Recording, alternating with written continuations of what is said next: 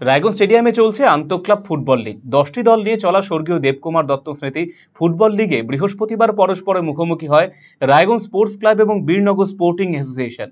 এদিনে খেলায় 5-2 গোলে বীরনগর স্পোর্টিং অ্যাসোসিয়েশনকে হারিয়ে জয় পায় Raiganj sports club. Raiganj sports ক্লাবের পক্ষে 2টি গোল করেছেন মহেশ মুর্মু এবং শিশু পাহাড়, 1টি গোল করেছেন প্রবীর সরকার। অন্যদিকে বীরনগর স্পোর্টিং অ্যাসোসিয়েশনের পক্ষে 1টি গোল করেছেন বিশ্বজিৎ রায় এবং বিশু মার্ডি। এই দিনে খেলায় ম্যান অব দ্য ম্যাচের শিরোপা পেয়েছেন স্পোর্টস ক্লাবের শিশু পাহান। আপনার শিশু কি অটিজমে আক্রান্ত? বয়স উপযোগী কথা বলছে না, ঘাড় শক্ত হতে, বসতে বা হাঁটতে সমস্যা হচ্ছে, অধিক মাত্রায় চঞ্চল এবং মনোযোগের অভাব হচ্ছে, ডাউন সিনড্রোম রয়েছে, বন্ধু বান্ধবের সাথে মেলামেশা করতে সমস্যা হচ্ছে, লেখাপড়ায় অনীহা দেখতে পাচ্ছেন?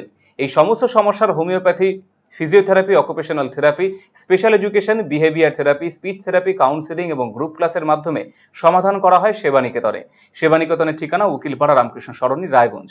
Mobile number 7001564854, 9932716619।